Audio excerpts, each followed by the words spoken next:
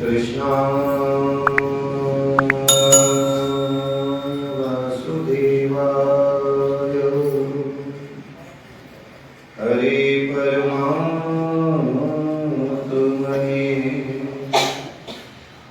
प्रणतक्लेशनाशाय गोविन्दाय नमो करसा करे न कर सके गुरु करे सब साथ दीपनो खंड में गुरु से ज्ञानी मूलम गुरु मूर्ति पूजा मूलम गुरु पदम मंत्रे मूलम गुरु वाक्यम मोक्ष मूलम गुरु कृपा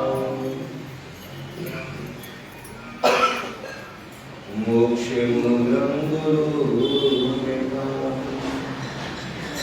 जय जय जय राधा जय जय नमः जय गोपी चित चोर प्रभु जय जय जय तेरे चरणों में राखियो सुनियो कृपा ज्ञान भक्ति मोहि दीजियो दियो दया को दियो दया श्री वृंदावन बांके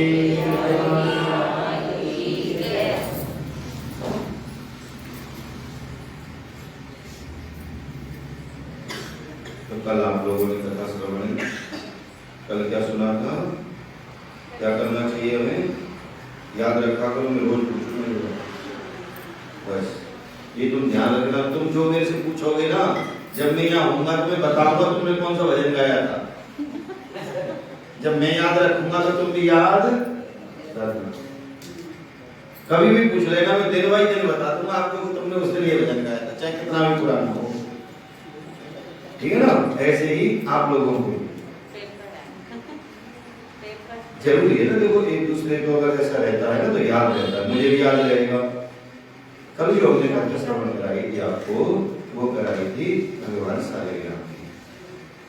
अब मैं याद दिलाऊंगा आपको। तो देखो कथा से ही कथा बनती है।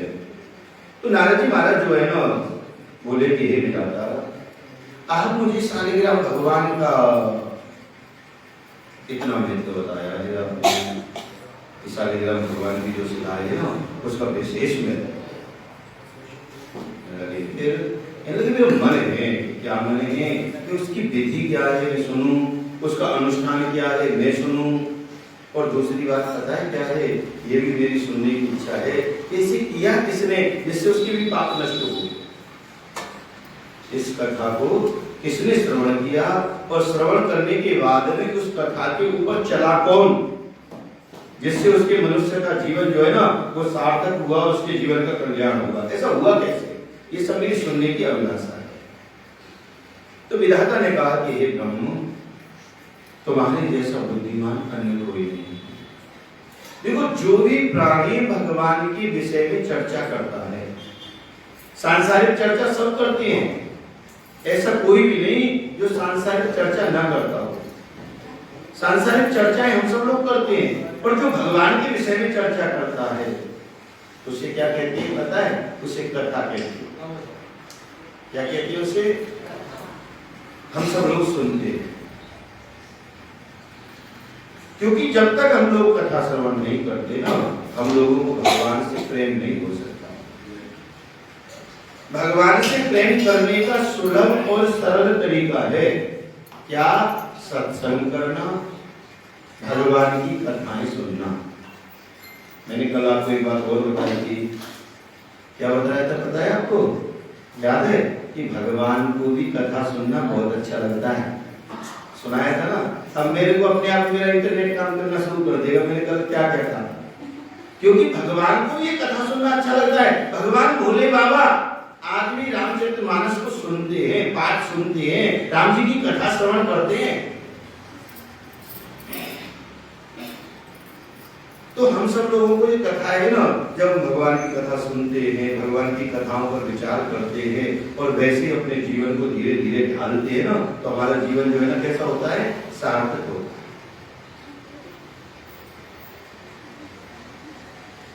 एक फूल जो होता है ना, एक फूल बाग को महका देता है। देखना चाहिए काम नहीं कर रहा है लेकिन मैं काम। एक जो फूल होता है पूरे बाग को सजा देता है।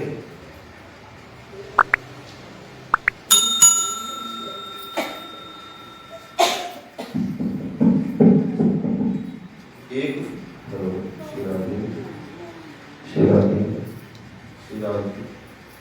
आवाज छोड़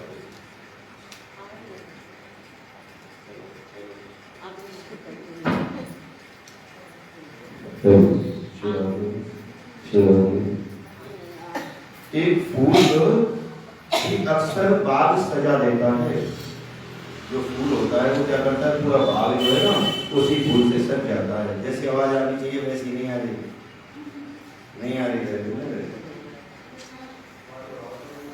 जब तक मेरे कान में रोज की आवाज नहीं आई तो पता ही नहीं लगेगा मैं क्या बोल रहा हूँ, मुझे भी पता लगे। मास्टर क्वेश्चन श्री राम जी आपसे, वेरी गुड। एक फूल भी अक्सर बाग सजा देता है। एक सितारा जो होता है ना, जैसे आप देखते हो ना तारे निकलते हैं, एक सितारा जो होता है ना वो पूरा संसार सजा देता है। पूरे संसार को क्या करता है, वो चमकाता है, पूरे संसार को चमका देता है। जहां दुनिया भर के रिश्ते कभी जीवन में काम नहीं आते, जहां दुनिया भर के रिश्ते कभी जीवन में काम नहीं आते, वहां कन्हैया जिंदगी संवार देता है, जिंदगी बना देता है। बस शरण में आना पड़ता है, सेवा करनी पड़ती है, पूजा करनी पड़ती है और जीवन जो है वो कैसा होता है, समझ जाता है। जिंदगी जो है ना वो आनंदमय हो जाती है। तो नारद जी कहते हैं, महाराज मेरी सुनने की बड़ी अभिलाषा है इस प्रश्न को। तो कहने लगे, सुनो। इस प्रकार के प्रश्न नारद जी महाराज करने लगे। विधाता ने ब्रह्मा जी ने कहा कि देखो, जिसकी बुद्धि भगवान में लग गई हो ना, उसके जीवन का तो कल्याण ही कल्याण है। जिसने अपनी बुद्धि को भगवान में लगाया हो। कहने लगे, मतलब महाराज अब मेरी कथा, कहने लगे सुनो कि इस प्रकार प्रश्न पूछने से नैमिषारण्य में यज्ञ हेतु एकत्रित हुए 88,000 ऋषियों ने सूजी महाराज से पूछा था।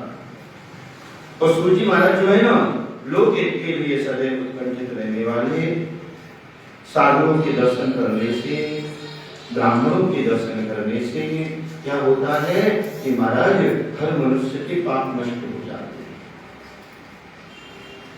हर मनुष्य के पाप नष्ट हो जाते हैं। अब देखो, दर्शन करने का भी देखो फर्क है। अब मैं बताओ, कैसे बताऊं उसे, समझाऊं। जैसे एक शब्द होता है वो मंत्र बन जाता है।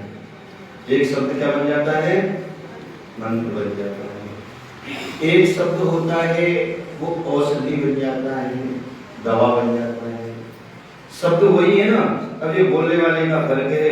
और एक शब्द जो होता है ना वो गालियां बन जाता है, उल्टा बन जाता है, बेकार बन जाता है।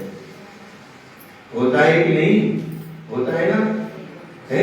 शब्द वही है, बोलने वाले का फर्क है। वो बोल कैसे रहा है, बोल क्या रहा है और कब बोल रहा है, ये उसका फर्क है। तो मेरा समझाने का मतलब सिर्फ इतना सा है। रामायण में भी लिखा है कि सम्मुख होए जीव मोय जवही, जीव जब मेरे सामने आता है,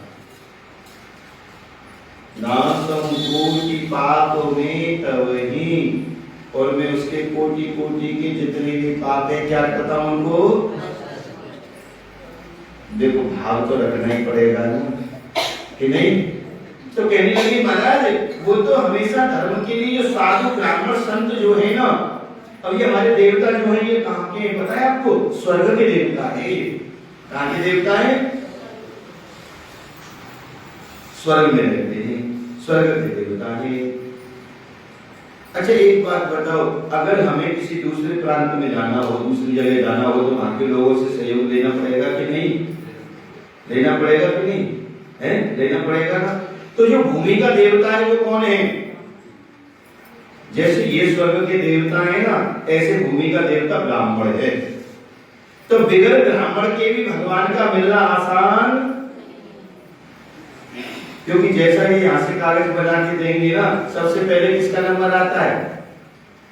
पता है किसका आता है? विधाता। किसका आता है? विधाता पुण्य ब्राह्मण जैसा लिख देता है ना, जैसे एक पुरुष वाला लिख देता है वो ऊपर तक वही चलता है, फिर उसे कोई काट नहीं सकता। ऐसे जो नीचे से ब्राह्मण लिख के भेज देता है वही वहां पास होता है, चाहे वो कुछ भी हो, क्योंकि वो इस लोक का देवता है। तो महाराज संसार के समस्त पाप ब्राह्मण और संतों के दर्शन करने मात्र से ही नष्ट हो जाते हैं। ज्ञानियों को मोक्ष कामना देने वाले भोग पदार्थ जो है, गंगा जैसे पाप को नष्ट करती है, चंद्रमा ताप को शीतल करता है, ठीक इसी प्रकार से जो कल्पतरु है ना, कल्पतरु वो हमेशा चिंता को नष्ट करता है। परंतु साधु संगत जो है हर किसी भी मनुष्य को एक क्षण मात्र के लिए मिल जाए, एक पल मात्र के लिए मिल जाए तो उसके जीवन का कल्याण। आपने सुना भी है कि एक घड़ी आदि और आदि से पुण्य तुलसी संगत साधु की कटे कोट अपराध। बताया है कि साधु संतों की संगत करने से, ब्राह्मण संगत करने से क्या होता है? कोटि कोटि के जो अपराध होते हैं वो सब नष्ट हो जाते हैं। तो महाराज जब ऐसी बात जब पूछा, कथा चल रही थी कि प्रभु एक बात बताओ, मनुष्य को मोक्ष मिल जाता है, उसके पास एक भी पाप नहीं ठहरता। सौनक जी बोले कि हे ज्ञानी, कार्तिक माध्यम की कथा का प्रसंग विस्तार पूर्वक से आप मुझे श्रवण करा। सूची महाराज बोले कि हे मुनि श्रेष्ठ सुनो, एक समय की बात है,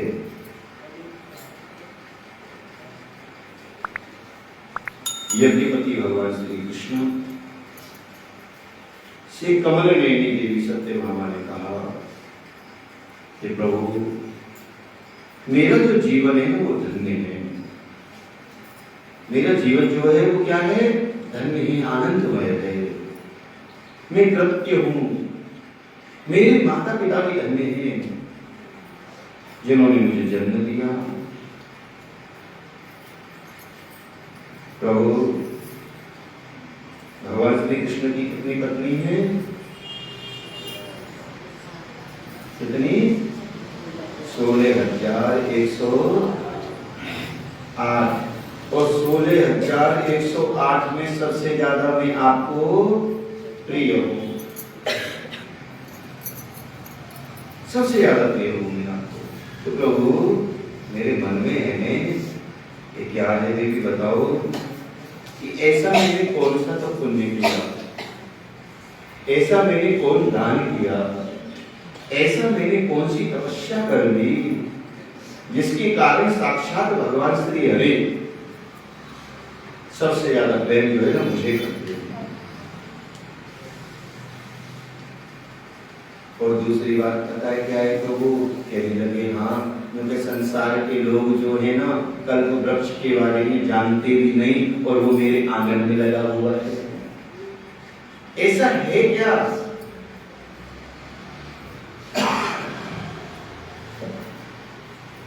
यदि आप मेरे से प्रेम करते हो तो आप मुझे से बताओ अब देखो देवी जी खुद ही तो कह रही हैं कि मैं आपको सबसे ज्यादा प्रिय हूँ, और देवी जी खुद ही कह रही हैं क्या कि अगर आप मुझे प्रेम भी करते हो ना तो बताओ। तो अब एक ही बात बताओ कि मतलब पहली बात सत्य है या पीछे वाली सत्य है? ये देवियों का स्वभाव है। क्या है? स्वभाव है। जैसे सीता जी ने कहा कि प्रभु अगर आप मुझसे प्रेम करते हो ना तो ये हिरण लेकर के आओ। क्या लेकर के आओ? ये हिरण लाओ। ये स्वभाव है। माताओं को भी जो है ना दो चीज सबसे ज्यादा पसंद है। वैसे चीज तो एक ही ज्यादा पसंद है, पता है वो क्या है? सोना। क्या क्या पसंद है? सोना। हाँ, अब ये तुम विचार करोगे, मैं नहीं बताऊंगा ये। देखो मैंने इसीलिए मैंने दो बात की एक बात कर दी। पहले मैंने दो ही बोली थी, फिर मैंने क्या कहा, मुझे ध्यान आया था, मैंने कहा एक ही पसंद है। अब विचार तुम करोगे ये वाला सोना पसंद है या ये हाथों में पहनने वाला सोना पसंद है, ये तुम्हें विचार करना। पर हकीकत ये है कि माताओं को सबसे ज्यादा क्या पसंद है? सोना पसंद है, स्वर्ण पसंद है। तो महाराज ये क्या है? भाव है। ये क्या है? स्त्रियों का स्वभाव है, माताओं का स्वभाव है। तो कहने लगे प्रभु अरे आप प्रेम करते हो तो बताओ। हे देवी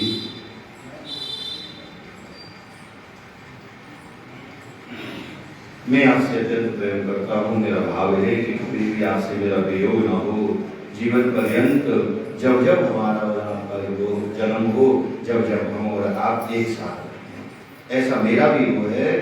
पर बात ये है देवी, जगदीश्वर ने क्या किया, सत्यभामा जी का हाथ पकड़ा और हाथ पकड़ करके कल्प वृक्ष के नीचे लेकर के गए, और कल्प वृक्ष के नीचे लेकर के पहुंच करके क्या किया, उन्होंने महाराज कहा कि देवी आप बताओ क्या मैं आपसे प्रेम नहीं करता तो देवराज इंद्र के यहाँ या सभी देवताओं से मैं आपके प्रति क्रोध क्यों करता? मैं आपको साथ लेकर के गया सब जगह, गरुड़ पर विद्यमान होकर के बैठ करके हम और आप सब लोग गए, सबसे मैंने वैर किया। ये प्रेम ही तो है, और क्या है? क्या लगे तुम्हें सुनना भी चाहती हो प्रभु? कि क्या सुनना चाहती हो कि मैंने ऐसा क्या किया है जिसके कारण आप मेरे से इतना प्रेम करती हो? ये बताओ। अब देखो अगर पुरुष का मन हो तो ठीक है, अगर ना हो ना और माताओं का मन हो ना किसी भी बात को पूछने का, तो घूम घूम के फिर वही बात चलती रहेगी जब तक उसे तुम बताओगे नहीं। पर प्रॉब्लम दोनों ही है, पता है क्या? अगर चुप हो तो परेशानी है घर में, अगर ज्यादा बोल रहे हो जब भी परेशानी है। परेशानी दोनों ही जगह है, ये बिल्कुल सत्य है। तो चलो बताओ, ये सांसारिक बात है, पर भगवान की जो कथा है वो कहती है कि महाराज जैसे सत्यभामा जी कहने लगे प्रभु मुझे पूछने की अभिलाषा है, बताओ। भगवान कहने लगे कान से सुनो, पूर्व जन्म में आपने जो पुण्य किए हैं, जो कार्य किया है, मैं उसे बताता हूँ। सतयुग के अंत में मायापुरी नगरी में एक देव शर्मा नामक ब्राह्मण रहते थे। वो वेदांगनाओं की परायण, भगवान पर अत्यंत विश्वास रखने वाले, भगवान की अत्यंत पूजा करने वाले थे। इतनी पूजा करते थे सूर्य भगवान की कि वो दूसरे सूर्य जैसे ही नजर आते थे, कि जैसे साक्षात ये दूसरे सूर्य हों। वो अतिथि सत्कार, अग्र सेवा, ये सब जो है ना बड़ा तत्पर होकर के करते थे। देखो अतिथि क्या है? अतिथि ही भगवान का रूप है। देखो यहाँ भी दो हैं, एक अतिथि है और एक दूसरी अतिथि कौन है तुम्हें पता है? जो पहले फोन करके कह दे मैं आ रहा हूँ, वो परेशान आगे हो जाओ आप, क्योंकि वो पूरे घर की सफाई में लगा देता है, वो आने वाला है, पहली बार आ रहा है, 2 बार आ रहा है, चद्दर बदलो, ये करो वो करो। अरे परमात्मा के द्वार पर आने के लिए है या परमात्मा को तुम्हारे द्वार पर आने के लिए ये कुछ बताने की जरूरत थोड़ी है। वो तो कभी भी कहीं भी कैसे भी आ सकता है। किसी को पता ना हो जब आए, वो कहते हैं अतिथि। घर बड़ी सेवा करते हैं। लंबी आयु बीत जाने के बाद में क्या हुआ, उनकी एक कन्या हुई और कन्या जब हुई ना तो उनके पास कोई पुत्र नहीं था, एक कन्या ही थी बस। और उस कन्या जो है ना वो एक चंद्र नामक पुत्र है, उसके साथ में उसका विवाह कर दिया। अब विवाह जब हो गया तो महाराज क्या हुआ, अब चंद्र जो है वो भी उन्हें अपना पिता समझता है और एक ही जगह दोनों के दोनों सब रहने लगे, वहाँ पूरा परिवार रहता है। एक दिन वो जंगल में गई तो क्या देखा कि महाराज समिधा लेने के लिए गई, समिधा कहती लकड़ी। जब वो लेने के लिए गए तो क्या देखा महाराज कि वहां एक जंगल में सुनसान जगह पर राक्षस आया। अब राक्षस को देखा, अब देखा तो एक बात बताओ, राक्षस छोड़ देगा क्या है? जैसे कि बच्चों से पूछा कि भैया एक बात बताओ, अगर तुम जंगल में खड़े हो, कहने लगे हाँ जी, और सामने से शेर आ जाए तो तुम क्या करोगे? जो करेगा शेर ही करेगा, जो करेगा हमारे बस की बात नहीं है। ऐसे ही जंगल में क्या हुआ, जब महाराज को राक्षस आया, राक्षस ने दोनों को क्या कर दिया? मार दिया। अब ये बात जो है ना उस गुणवंती को पता लगी। अब गुणवंती को पता लगी जिसका पति जिसका पिता दोनों एक साथ चले जाएं तो सोचो कि उन्हें कितना दुख हुआ होगा, अत्यंत कष्ट हुआ, मूर्छित तो हो गई। कई दिन बीत गए पर जंगल में था कौन? जंगल में कोई था थोड़ी। बड़े दिन बीत गए, होश आया, फिर परमात्मा का ध्यान किया और परमात्मा का ध्यान करते हुए अपने पिता और अपने पति की दोनों अतिष्ट क्रियाकर्म किया। और इसके बाद में अब विचार करने लगी कि प्रभु अब मैं जीऊंगी भी तो किसके लिए? मैं इस जंगल में सुनसान जगह पर रहूंगी तो कैसे?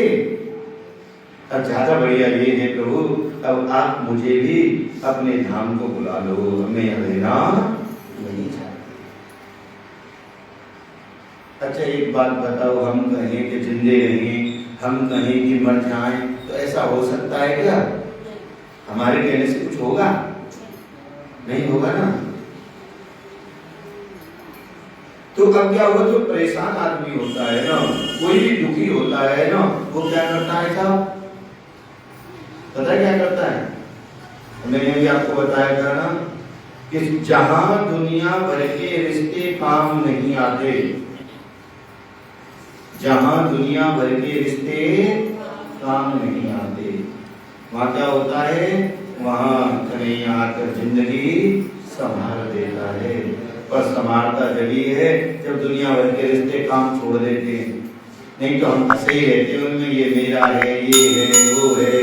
जब तक वो उनमें रहते हैं ना, तो संसार के लोग हमें धीरे धीरे छोड़ना शुरू करते हैं, तो हम भगवान की तरफ बढ़ना शुरू कर देते हैं। तो देवी जी जो है ना, वो भजन करने लगी इसी में कि भगवान मुझे उठाओ, भगवान में रहना नहीं चाहती, नित्य प्रति भजन करने लगी। एकादशी आती है तो एकादशी व्रत करने लगी, ठीक है। अब हर साल जो कार्तिक आता है, कार्तिक स्नान करने लगी। अब ऐसे करते करते करते करते क्या हुआ साहब, उम्र जो है ना वो वृद्ध होती चली गई, चली जा रही है उम्र धीरे धीरे, और झुकी जा रही है कमर धीरे धीरे। हमारा धीरे धीरे जब बिल्कुल वृद्ध होने लगी, पर स्नान नहीं छोड़ा, नियम नहीं छोड़ा, नियम को तोड़ा नहीं, जो चल रहा है वो ठीक है। अब मैं जीऊंगी भी किस लिए? मैं तो यही चाहती हूँ कि संसार छूट जाए। तो महाराज इसके बाद में क्या होता है कि बहुत ही ज्यादा वृद्ध हो रही थी, सरोवर में स्नान करने के लिए नदी में जब जाने लगी, ठंड बहुत तेज पड़ रही थी। अब जैसे सरोवर में पैर रखा, बुखार आ रहा था, ज्वर हो रहा था। अब जैसे पैर रखा, ठंड लगी, ऐसे समझो जैसे हवा से केले का पेड़ गिर जाता है, ऐसे ज्वर में थी महाराज। और वहीं की वहीं वो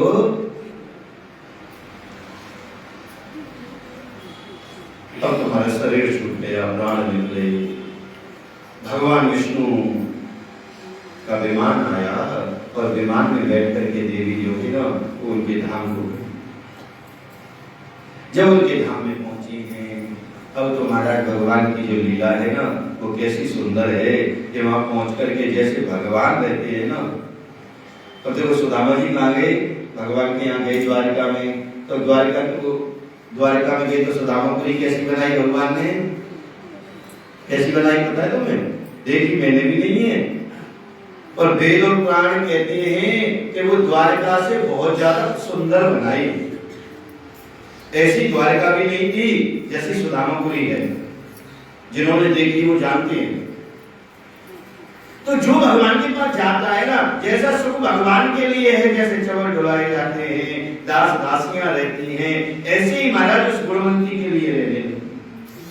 और जो उन्होंने वेदांगनाओं से प्राण जो ब्राह्मण थे देव शर्मा, उनके यहाँ भी आनंद है क्योंकि उन्होंने भी सूर्य की तपस्या की है, अब वहां रहने लगे।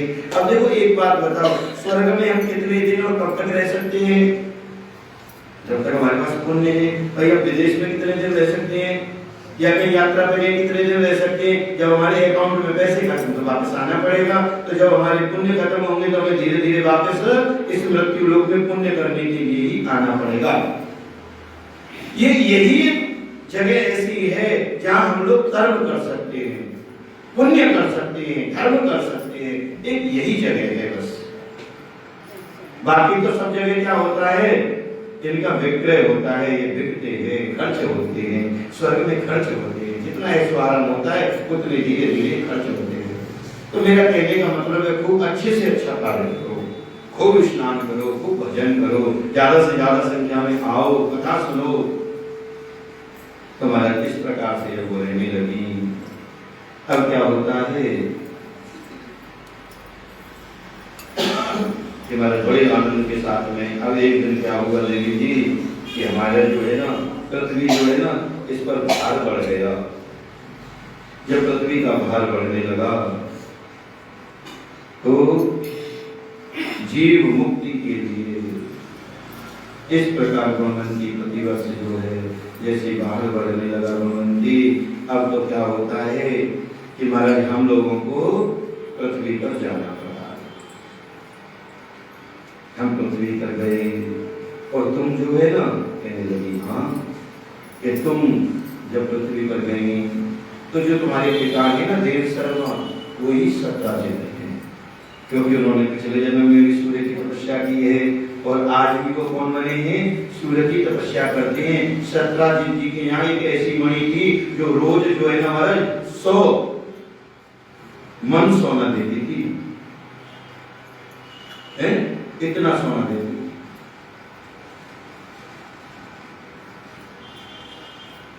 तो तुम्हारा जो पति है वो अक्रूर बना और तुम जो है ना गुणवंती सत्यभामा बने हो। कार्तिक के पुण्य के प्रभाव से तुम हमारी प्रिया हो। तुमने तुलसी के पौधे लगाए, इसीलिए आपके घर में लक्ष्मी है। इसके प्रभाव से ही तुम्हारे घर में हमेशा लक्ष्मी का निवास है। इसी के प्रभाव से तुम्हें भगवान विष्णु जो है ना पति के रूप में बुलाते हैं। हमारा और तुम्हारा आजीवन वियोग नहीं होगा। इसी प्रकार से जो भी प्राणी कार्तिक के महीने में स्नान करता है, तुलसी का पौधा लगाता है, नित्य प्रति सींचता है, ज्योत इत्यादि जलाता है, भगवान के द्वार पर आकर के गीत इत्यादि आनंद करता है, ऐसा प्राणी जो है ना वो मुझे प्राप्त करता है। बांके बिहारी लाल की श्रीमन नारायण नारायण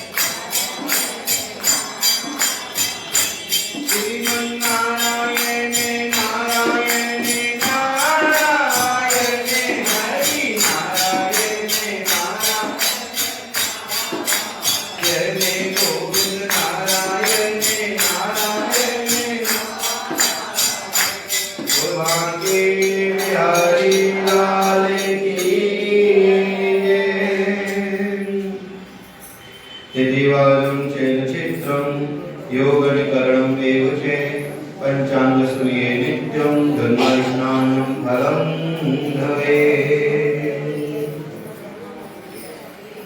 गंगा मैया की, यमुना मैया, सरस्वती माता, प्रयागराज, कुरुक्षेत्र, पुष्कराज तीर्थ संत भक्तगण की जय। आज तृतीया तिथि शनिवार है, कृतिका नक्षत्र है, व्यतिपात योग है, वक्रकरण है, अंग्रेजी की 23 तारीख है और 7 देशी है, ग्रह के चंद्रमा है। आज सूर्य भगवान 6:40 पे उदय हुए और 5:43 पे अस्त होंगे।